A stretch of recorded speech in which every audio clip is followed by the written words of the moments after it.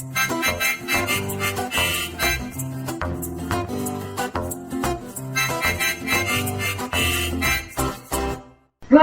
to Nollywood Radio in France. I'm Comfort Abiodun. Today we bring you the Festival Black Movie Summer, an annual event in Paris, which started with the movie Half of a Yellow Sun, adapted from the novel of Chimamanda Ngozi Adichie.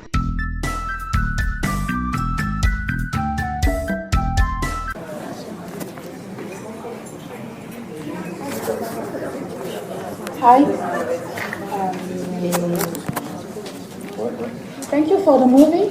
I just wanted to know, I read the book 3 years ago, and I just wanted to know why you left some parts, some things or some parts apart from the book. Donc en fait j'ai lu le livre il y a 3 ans et il y a des parties en fait de l'histoire qui n'ont pas été incluses dans le film. Alors j'aimerais savoir comment vous avez fait pour décider qu'est-ce qui serait dedans, qu'est-ce qui serait pas dedans. Donc par exemple je prends l'exemple, à la fin du film il est notamment indiqué vite fait que Hugo a été enfant soldat, mais ça n'a pas été, pourquoi vous avez laissé cette partie de côté et d'autres parties, enfin comment vous avez choisi en fait qu'est-ce qui pouvait être intégré dans le film, dans l'adaptation du film et pas d'autres parties. Well, I mean, generally, if you Half of it is the book is about 500 pages, and there are 2 ways of approaching a book like that. If you're going to adapt it for the screen, you either do it for TV or you do it for cinema. Sorry, listen. If you're doing it for TV, then you can have, let's say, a 13-part series, each episode an hour long, so it means you have 13 hours or 24 hours, Then you can start from page 1 of the book and you can just be literal and just go right to the end and you have absolutely everything. The other way is to do what I did, which was to adapt it for cinema. And for cinema, I felt I wanted to make a movie that was about 2 hours, under 2 hours, which essentially means that what you do when you're adapting it is you look for the short story version of the novel. You basically essentialize it, you distill it to its essence. And that's one thing. The other thing is the moment I read the book, I knew that the story I wanted to tell was the story of the 2 sisters. Because I had those 2 characters in any movie before. I had seen lots of movies about Africa where the only African character that's given any kind of humanity was a houseboy or the house girl. I was not interested in making that movie.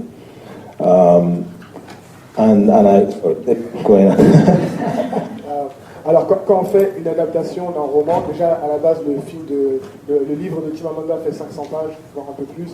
Donc quand on se lance dans une aventure d'adaptation, il y a plusieurs manières de le faire. La première, c'est si on travaille pour la télévision, on peut faire une série en plusieurs épisodes. On peut faire 13 épisodes, 24 épisodes d'1 heure, etc. Et là, on commence de la première page du livre jusqu'à la dernière. La deuxième, c'est quand on veut travailler pour le cinéma, comme je l'ai fait ici. Là, c'est différent. Là, il faut une adaptation. Il faut prendre le livre et arriver à son essence. Il faut donc écarter tout ce qu'on considère comme n'étant pas essentiel dans le livre.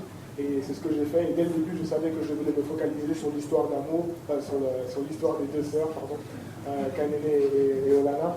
Et j'ai vu d'autres. La raison pour laquelle j'ai voulu me focaliser là-dessus, c'est parce que j'ai vu dans d'autres films africains notamment des personnages comme le personnage d'Ubu qui est le boy, où ce personnage-là est le seul personnage à qui on donne une humanité et une dimension.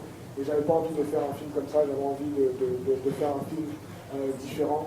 Et c'est pour ça que j'ai choisi de me focaliser sur cet angle-là, parce qu'on est obligé de faire des choix quand on fait une adaptation comme celle-ci. Yeah. Well, I mean, that's... yes. Hi. Hi. Yeah, I have a question regarding the casting, actually. How did you come to collaborate with those actors? Did you already have them in mind? or was it that a whole casting process? How long did it take? With Chiwetel, Sandy, and John, to name a few, how did it all come together? Did you guys already meet? Well, okay, yeah. La question est sur le casting. Donc comment est-ce que ce casting a été, comment est-ce que les acteurs ont été choisis? Pourquoi Chiwetel, pourquoi Tandy? Et est-ce que c'était des acteurs qu'ils connaissaient avant ou pas? Comment ça s'est passé?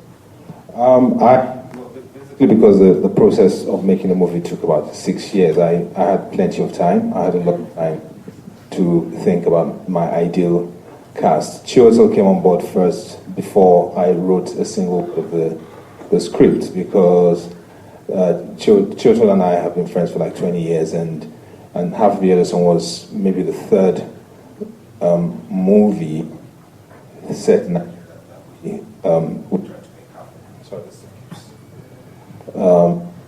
Half of the Other Song was the third attempt at making a movie in Nigeria for the collaboration on the movie.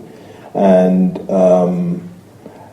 when I read the novel, I immediately thought that he would be great as Odeniwo. And I phoned him. He was in LA at the time making a movie. And I phoned him, and by pure coincidence, he had actually just read the novel. His mother had given him a copy of it, and he'd read it. And he was happy for me to mention his name to producers. And then over the years, as I wrote draft after draft, he would read it, and sometimes he didn't make suggestions so much as he would have questions that I had to answer in the writing, which was really helpful. Okay, sorry. Comme le processus a pris longtemps, ça a pris 6 ans pour se faire, ce film. Donc du coup, il a eu le temps de penser aux acteurs qui pourraient être les mieux adaptés pour les différents rôles. Et Chiwetel est la première personne qui est rentrée dans le projet, parce que Chiwetel et lui sont amis depuis plus de 20 ans maintenant, et que ce film-là est en fait le troisième projet de film qu'ils ont tenté de faire au Nigeria. Donc c'est celui qui s'est matérialisé, mais avant ça, il y avait eu d'autres projets.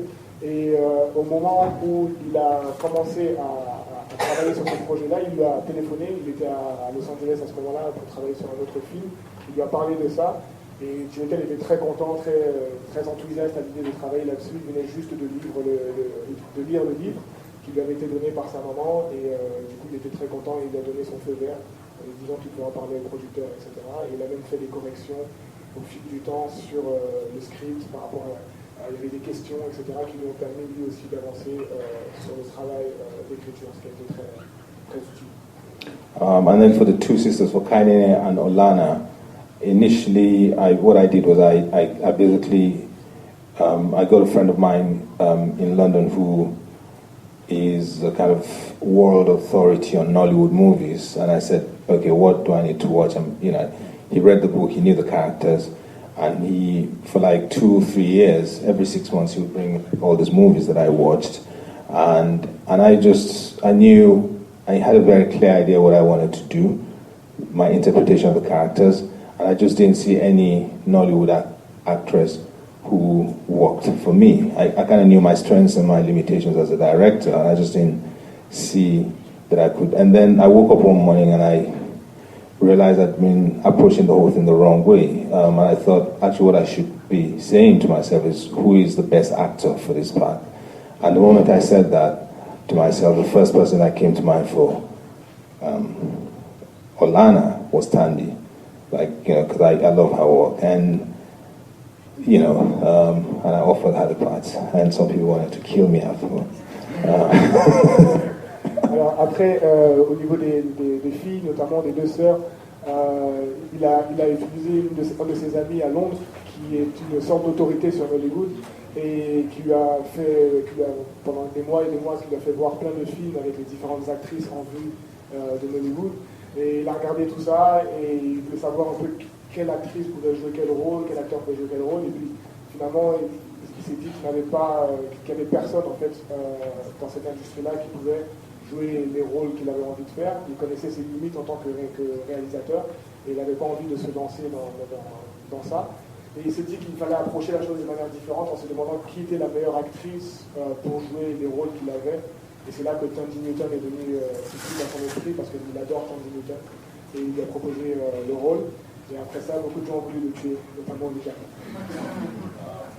And then with Kanine originally I offered the part to Nick Harris, and we worked together. She accepted it. She loved the part. We did some workshops together. We actually shot a 10-minute version of the movie that Naomi is in, and she was really great. Her interpretation of the character was very, very, very different from what Anika did. But then she got James Bond, and I wished her well. But it was 2 months before we went into production, and I basically went around auditioning, actors, and then I remembered seeing Anika in a television movie called Number One Ladies Detective Agency. And when I saw that, set in Botswana, I thought she was from Botswana. And then I saw Dreamgirls, and I realized she was African American. And it was because of the range that I saw there. And then John Boyega just came on later,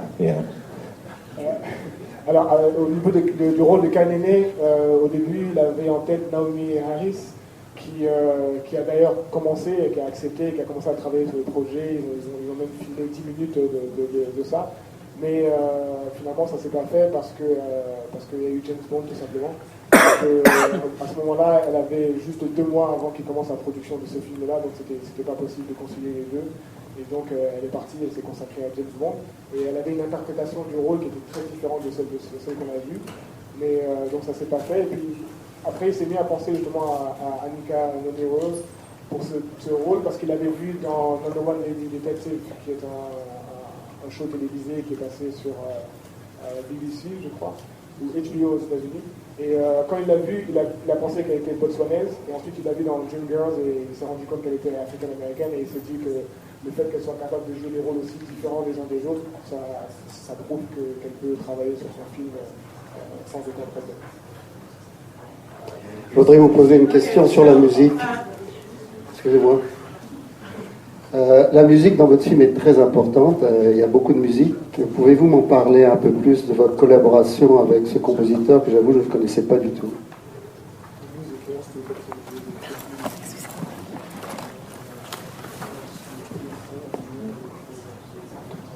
All right. Okay. The composers, a friend of mine called Ben Onono and Thompson. I forgot his first name. The other composer. 2 musicians. Ben is a classically trained musician who actually trained here in France. His English Nigerian. His dad was Nigerian. His mother is English, and he trained at one of your institutions here as a classical musician. And Thompson basically works in Hollywood writing film scores, and the 2 of them just came together and just did, we recorded the score with a full orchestra at Abbey Road, which for me was, because when I was growing up as a kid, I listened to the Beatles. It was like great to go to the studio and watch the score being recorded. But apart from that, there's a lot of music that there's a lot of jazz, and there's a lot of Charlie Parker, a lot of Miles Davis that we licensed, but we couldn't use the original because it's too expensive. And so I got a jazz band in London, that was a very, very good jazz band, and they went into the studio and they made versions of those classics. And then there's a lot of, it took 2 years to find the provenance of some of the music, just trying to find out how to clear the copyright. It was incredible. It was just insane sometimes. Au niveau de la musique, donc au niveau des compositeurs, il y a 2 personnes, Ben Onono et Thompson. Ben Onono est un métis nigérian anglais qui a été formé à Paris, formé en musique classique. Et Thompson, lui, est plus habitué à travailler à Hollywood, donc il travaille sur des projets différents de films américains. Et les 2 ensemble ont réussi à trouver une bonne alchimie et à donner vraiment la dimension qu'ils voulaient pour ce film. En plus de ça, il y a une touche jazz importante avec Miles Davis et d'autres artistes pour lesquels ils ont obtenu les droits des musiques, mais ça coûtait tellement cher qu'ils ne pouvaient pas utiliser les musiques telles quelles et qu'ils ont dû utiliser un orchestre qui a reproduit en fait les différentes sonorités dans un studio, mais le son fait avec un orchestre, etc. Donc il y a une qualité qui s'entend. Et puis il a travaillé avec les studios d'Abbey Road, qui sont des studios très connus en Angleterre. C'est là que les Beatles notamment ont travaillé. Donc pour lui c'était un rêve parce qu'enfant il était fan des Beatles. C'était donc pour lui un rêve de pouvoir travailler avec eux. Et ce qui a été aussi difficile, c'était de trouver la source et la provenance de toutes les musiques qui ont été utilisées. Ça a pris beaucoup de temps, 2 ans en tout, pour trouver la provenance de toutes les musiques, notamment anciennes, qui ont été utilisées dans le jeu. Okay, good evening. Okay. First of all, I have two questions. The first one is about Tandy, coming back to Tandy. Because when you said you chose her, you said because you liked her body of work. What I'd like to know is, what is it about Tandy that you felt resonated with the Olanna character? That's the first question. Second question is, did they get... Oh, sorry. You don't answer that? Oh, okay. La première question, c'est par rapport à Tandy Newton. Vous avez dit que vous aimez le travail de Tandy Newton, mais dans son travail, qu'est-ce qui vous a spécifiquement plu et fait penser qu'elle pouvait être le caractère, qu'elle pouvait être le personnage Olanna? Well, if you know Tandy's, you know that she has never been a character similar to Olanna, but she's played Kainenes, characters similar to Kainene. And the truth is, when I first thought of Tandy, I was typecasting in my head, and I offered her, I sent the script to her agent, and 3 days later, I was with Tandy, and we sat down at the Electric in Notting Hill Gate, which is part of the Soho House, and 3 hours later, she completely convinced me that actually, the character that scared her the most and that she wanted to play was Olanna, because she could play Kainene in her sleep, and I was convinced. I knew her work, but it was the first time I was meeting her in the flesh, and I realized very quickly that she was a very different person. That the person I'd seen on the screen was just a screen persona, and so she convinced me. She basically came to the meeting to tell me I want to play Olanna, not Kainene, and she convinced me. Alors, la raison pour laquelle au départ, Tandy Newton a joué déjà plusieurs fois des rôles comme celui du personnage de Kainene, mais jamais un rôle comme celui d'Olanna. Et c'est ça qui était intéressant, parce que quand il l'a rencontrée la première fois, il avait d'ailleurs en tête qu'elle joue le rôle de Kainene, et elle-même l'a convaincue qu'elle pouvait faire encore mieux, que Kainene c'était finalement un peu trop facile pour elle. Et que donc, ce qui représenterait un véritable défi, ça serait de jouer le rôle d'Olanna. Et quand il l'a rencontrée, elle était tellement différente que celle qu'il voyait à l'écran de manière générale, qu'il s'est rendu compte que ça pouvait être encore plus intéressant de la mettre dans ce rôle-là. Et elle l'a convaincue tout simplement qu'elle pouvait jouer ce rôle. Okay, so the second one is a personal pet peeve, nothing against you, but I just wanted to ask if there was a language coach, because I noticed a lot of the names were butchered. For instance, the way some of the names are pronounced. So I'm just curious, was there by who? Sorry. Oh, some of the names, for instance, the way Tandy kept pronouncing Kainene, it's, instead of Kainene or Olanna. So I'm just curious, did they use, because I'm Igbo, so... Yeah, well, it is Kainene. Yeah, those little things, because I kept noticing, and I was like, why does she keep mispronouncing those damn words, And not just her, even Anika and even Chiwetel, surprisingly, because it's Igbo too. But there were some words I was like, did they use a language coach? I agree with you. I mean, there were, I think Chiwetel, sorry. Non, donc Cassandra demandait pourquoi est-ce que Il y avait certainement un coach par rapport à la langue, mais elle a remarqué que certains noms étaient mal prononcés, étant Igbo elle-même, que certains noms, comme des Kanene ou Lana, n'étaient pas prononcés de la manière dont ils doivent être prononcés, et notamment par Tandy Newton, mais aussi de manière plus surprenante par Chiwetel de temps en temps. To start, I suppose I'll start with Chiwetel, basically prepared for the role. He's a method actor. Because the process of making the film took so many years, he traveled to Nigeria several times during those years, just talking to his grandfather, interrogating him about, first he wanted to know about the history of Nigeria, about the Civil War and stuff like that, but he was also, the character he plays there, I listened to like 10 hours of this tape that he did over several years with his granddad, recording his granddad talking, and the accent there is completely his granddad's. And Chimamanda, who wrote the book, thinks it's brilliant, and she's Igbo, and so do a lot of Igbo people. There were acting, we did have an accent coach, like all through. No, we did actually, like all through. And we shot it in the East, in a place where, a lot of our crew were Igbo. Like, my actors were surrounded by hundreds and hundreds of like extras,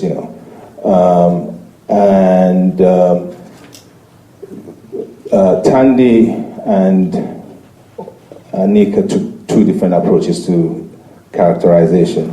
Anika went with what is in the book, which is Anika's accent is exactly like Ojuku's. Ojuku in the Newsreel, stuff. That's the real person. That's archival material. It's not an actor playing him. It's the real person.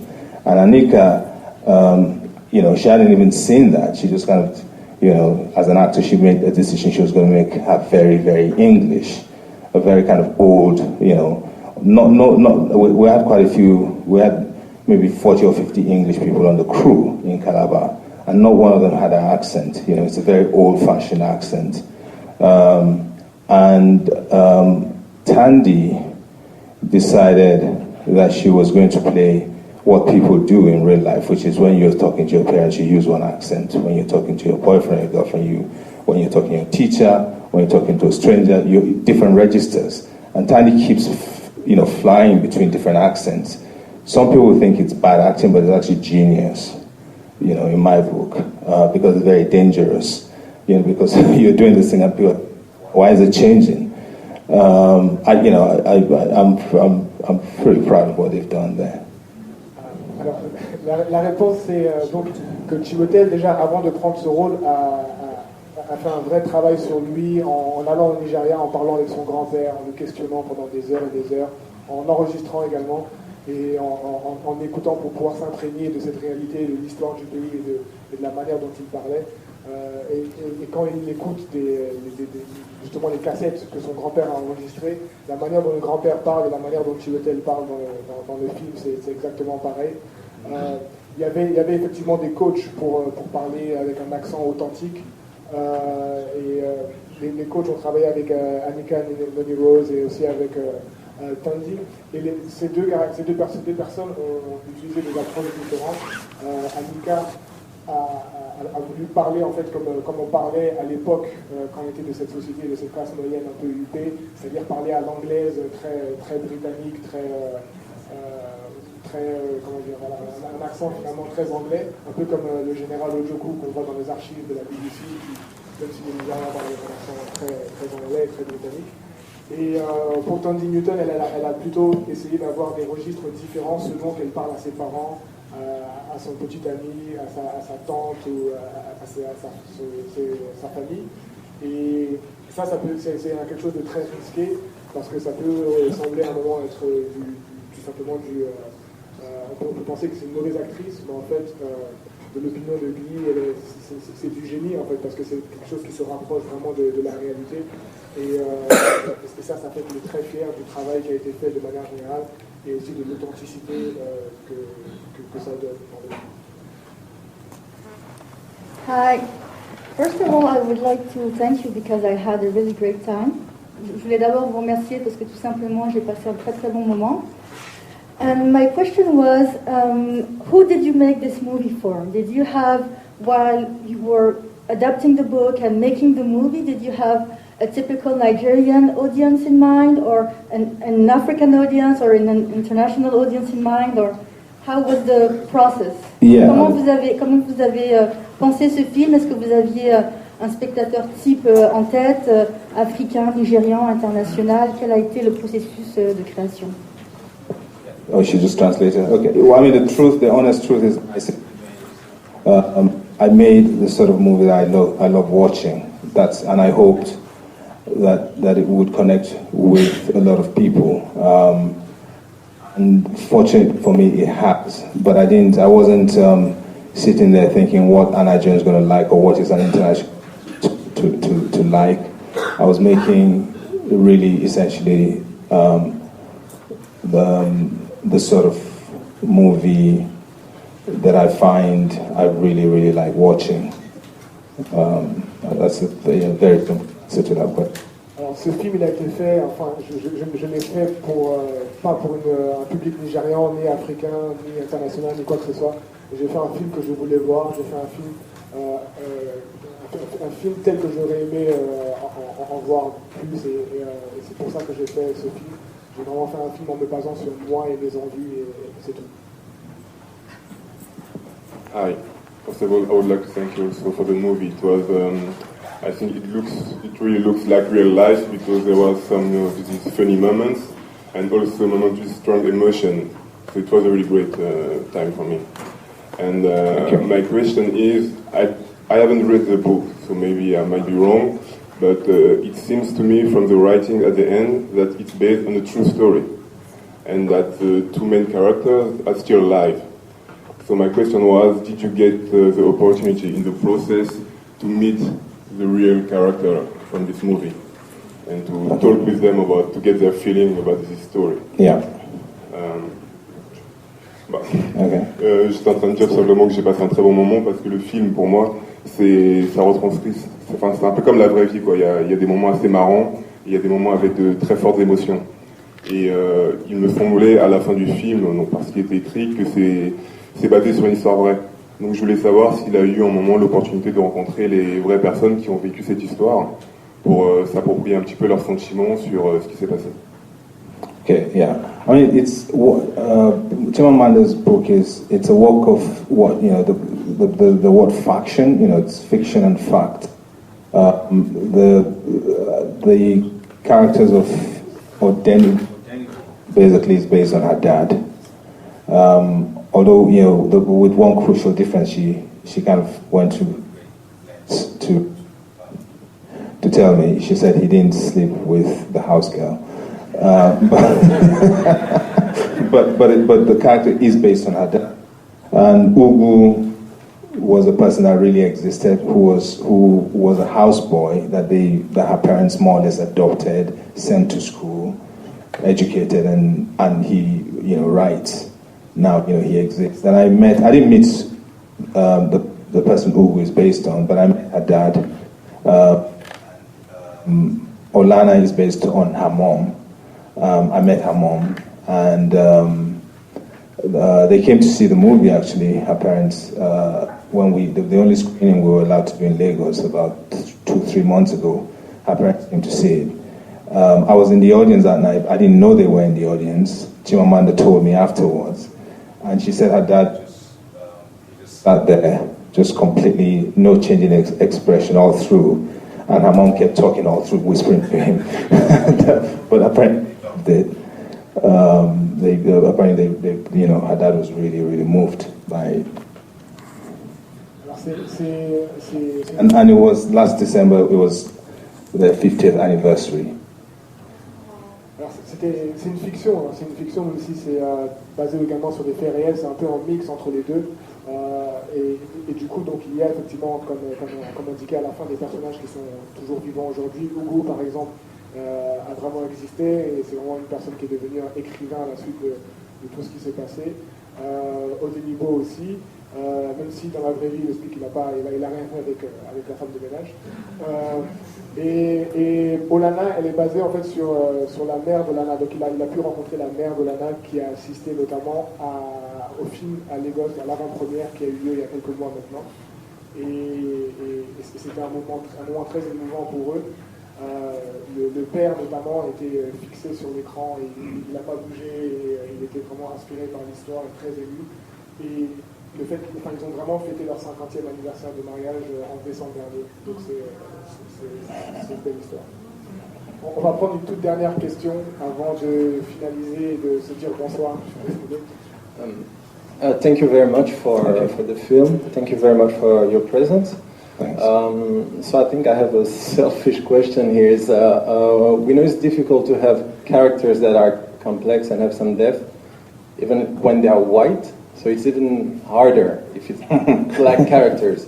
And my question would be, which pieces of advice would you give young filmmakers to convince producers that not only they can make money because their problem is like they're businessmen and not artists usually, but convince young filmmakers to keep on trying to tell stories about black characters that are non-cliché?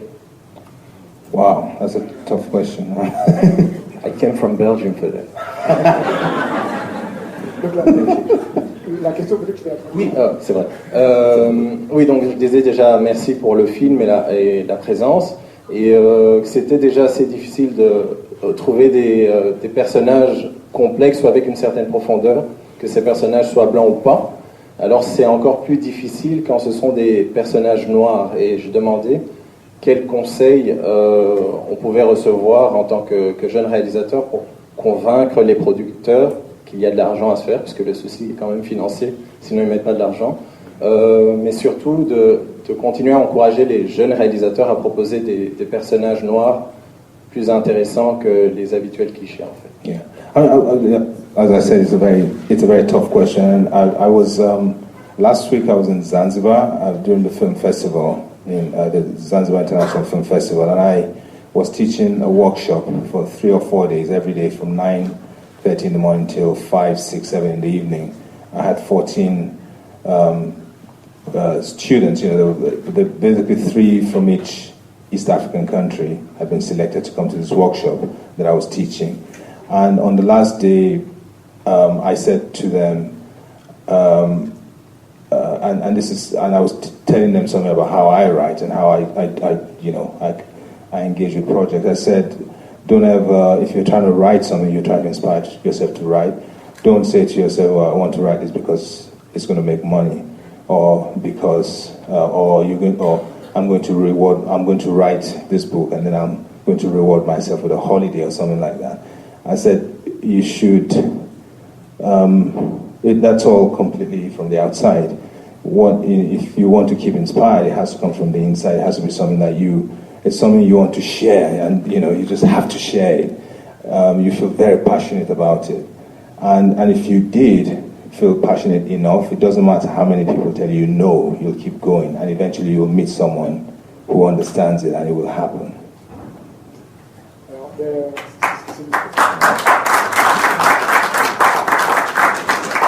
Tout le monde a compris, il y a plus de traduction, merci. Non, mais en fait, donc il disait qu'il était il y a quelques temps à Zanzibar, la semaine dernière d'ailleurs, et qu'il a fait un workshop où il a pu enseigner à des étudiants qui étaient des réalisateurs en mer, tout simplement, qui venaient des différents pays d'Afrique de l'Est. Il leur a fait un workshop donc, pendant 3 jours, de 9h à 18h, et ce qu'il leur a répété, c'est que quand on écrit, il ne faut pas écrire avec l'objectif de gagner beaucoup d'argent ou de se dire qu'on va écrire ça et qu'à la fin on va passer des vacances, il y aura quelque chose au bout, ça ne peut pas être la motivation, sinon c'est le meilleur moyen de se louper tout simplement. Quand on écrit, il faut que ça vienne de l'intérieur, il faut que ça soit quelque chose de finalement un peu égoïste, il faut qu'on ait quelque chose qu'on ait envie de dire, qu'on ait envie de partager avec le monde, il faut que ça soit une passion, et quand c'est le cas, peu importe le nombre de portes fermées, le nombre de noms, le nombre de rejections qu'on va avoir, au final on ira toujours jusqu'au bout parce que ça vient de l'intérieur. Et ce qui compte quand on écrit, c'est d'écrire à partir de l'intérieur. Voilà.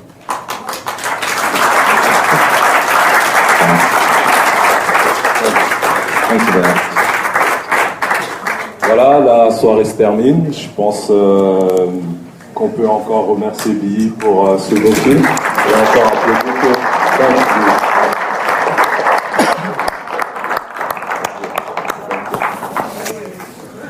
Voilà, donc je vous invite à prendre la sortie. Je vous remercie. Et Black Movie Summer se produit encore demain, 80.